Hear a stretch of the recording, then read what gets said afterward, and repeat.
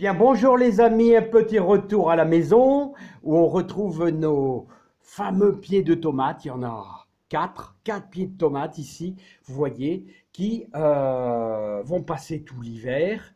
Et ce sont des pieds un petit peu tardifs que j'ai récupérés dans la serre. Voilà. Mais avant, on va parler, bien sûr. euh, je vais essayer de donner un petit coup de main à mon ami Philippe. Alors, mon ami Philippe, qui m'avait posé des questions au sujet de la cochenille, hein. Alors, la cochenille, on la trouve sur deux formes.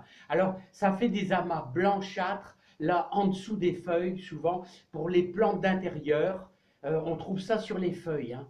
Euh, ou alors, tu as la fameuse cochenille à carapace, et là, j'en ai vu sur un de mes noisettiers. Tu sais que j'ai été vachement embêté avec ça, hein, parce que sur un cica, j'étais envahi de cochenilles blanches, les amas blanchâtres, là. Ils se regroupent tous ensemble et c'est quand même très difficile à retirer, hein. Alors, moi, c'était un Sika, et crois-moi, dur, hein. Alors, tu peux l'éliminer si tu peux sortir ta plante, si elle est assez coriace. Genre Sika, voilà, où c'est une espèce de palmier, chose comme ça suce la sève, hein.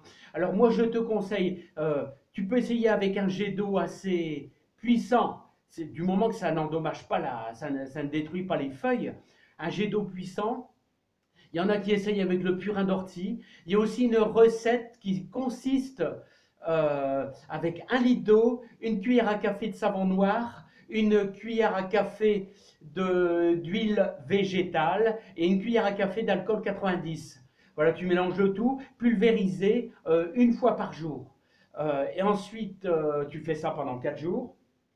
Ce que je faisais aussi, c'est pour mon Sika, bon, je te fais la démonstration, là c'est des tomates, mais tu feras ça sur les feuilles. Si c'est une plante d'intérieur, eh ben tu tremperas dans ta petite recette, tu prendras et tu feras aussi bien les feuilles à l'endroit où tu en as. Les feuilles, c'est souvent en dessous des feuilles et tu frotteras avec cette fameuse recette, hein. C'est assez difficile à, euh, à stopper, hein. Je te dis, elles sont très très puissantes. Elles adorent le confinement, elles adorent l'humidité. Voilà pour la cochenille, avec les deux variantes, c'est-à-dire les petits chapeaux qui se collent sur l'écorce et tu as aussi les blanches qui sont redoutables, hein.